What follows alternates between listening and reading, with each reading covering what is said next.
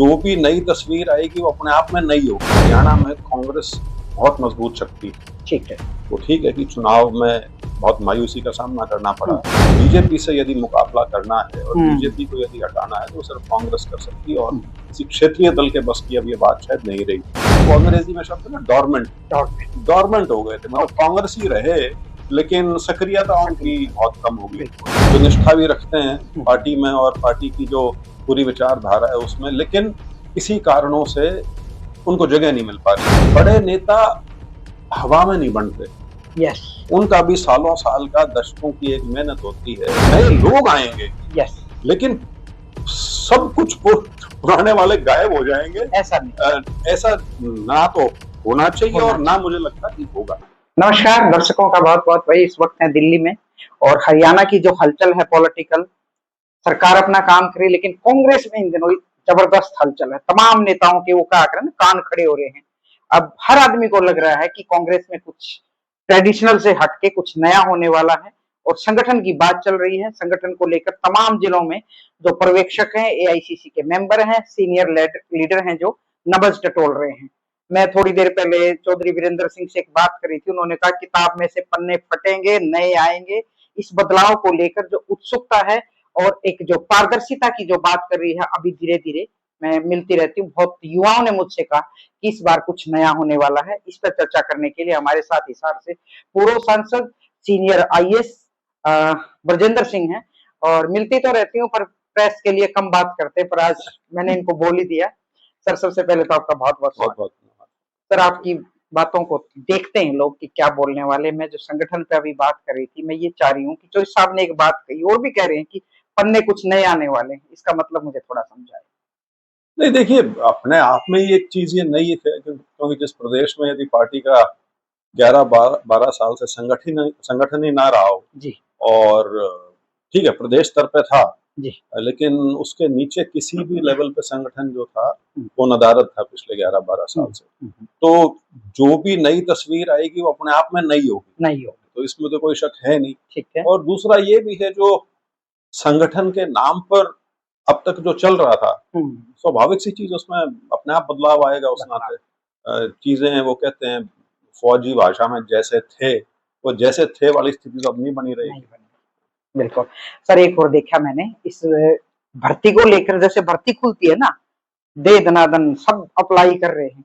मुझे ऐसा पहली बार देखा, 4 साल पड़े हैं संगठन के, मैंने 2-3 वीडियो में एक बात की, उसके बावजूद भी ये जो एक उत्साह है ना आपकी कांग्रेस में सिर दे के आने वाली बात, ये बड़ा गजब का है इस बार। हाँ, देखिए इसका पहला पहलू तो ये है कि हरियाणा में कांग्रेस बहुत मजबूत शक्ति है। ठीक है। वो ठीक है कि चुनाव में बहुत मायूसी का सामना करना पड़ा और पहला नहीं तीसरा निरंतर चुनाव है ये जो असेंबली का, जो पार्टी जिसमें सरकार नहीं बना पाई। लेकिन उसके बावजूद भी लोगों के अंदर एक आम चर्चा या एक आम समझ यही है कि आने वाले भविष्य में भी बीजेपी से यदि मुकाबला करना है और बीजेपी को यदि हटाना है तो सिर्फ कांग्रेस कर सकती है और किसी क्षेत्रीय दल के बस की अब ये बात शायद नहीं रही। और पहली चीज तो थी ये। दूसरा जो आप कह रहे हो कि लोग अपने पर्चे भरने लग रहे हैं, सामने आके बात करने लग रहे हैं, ये आपको ये दिखाता है कि एक बहुत बड़ा तबका, चाहे कांग्रेस के नेता हों या वर्कर हों, जो आप कह सकते हैं कि घर बैठ गए थे या शायद उनकी शिनाख्त नहीं हो पा रही थी, उस नाते वो सामने नहीं आ रहे थे। तो ये शायद जो इस बार जो संगठन के ऊपर जो सारी कार्रवाई हो रही है उसमें शायद उनको कोई उम्मीद नजर आती है कि कुछ नया बनने की संभावना है। तो ऐसी संख्या में बहुत लोग बाहर निकले हैं इस बार, जो काफी पिछले कई सालों से जो आप ये मायूस कह लीजिए इनएक्टिव हो गए थे। वो अंग्रेजी में शब्द ना डॉर्मेंट हो गए थे, मतलब कांग्रेस ही रहे लेकिन सक्रियता उनकी बहुत कम हो गई। तो वो उस तरह की भी एक काफी संख्या है लोगों की। और उसके अलावा यदि आपने नोटिस किया हो, युवा का बड़ा रुझान है। हालांकि वो ठीक है कि क्राइटेरिया भी ऐसा ही रखा है कि साधारणतः 35 से 55 साल तक आ जाती है। हाँ, 35 से 55 साल तक की उम्र हो तो वो अपने आप में एक जो एज प्रोफाइल है उसको एड्रेस करने की बात है। तो ये सारी चीजें मिलके एक चीज उभर रही है। और दूसरा, एक और नई चीज जो आ रही है, क्योंकि अब संभावना ये है कि 2029 में तो मेरे को नहीं लगता, हाँ। लेकिन हो सकता है 2034 तक महिला आरक्षण भी असेंबली में और लोकसभा में आएगा।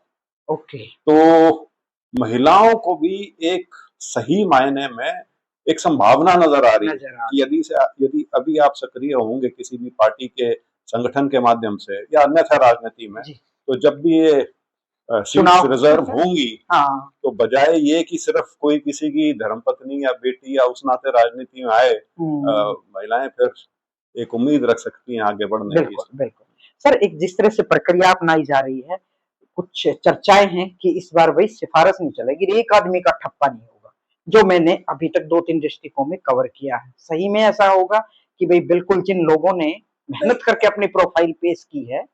देखिए, दोनों चीजें हैं।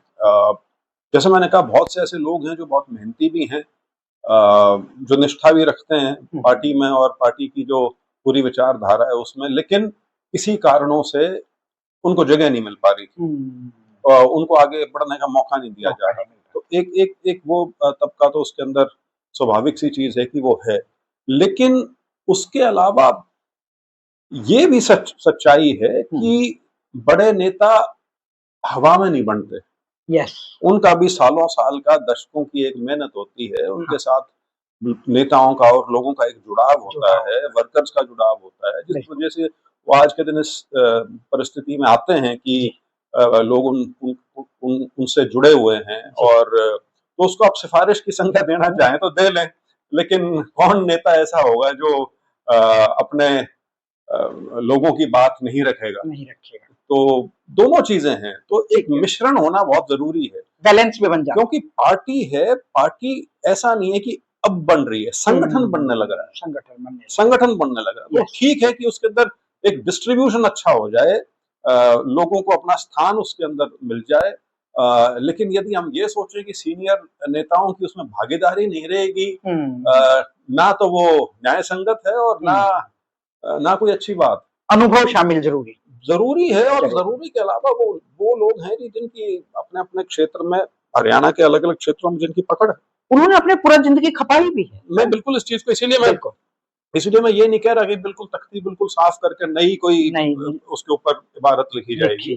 तो नए लोग आएंगे, लेकिन सब कुछ पुराने वाले गायब हो जाएंगे, ऐसा नहीं, ऐसा ना तो होना चाहिए और ना मुझे लगता कि होगा।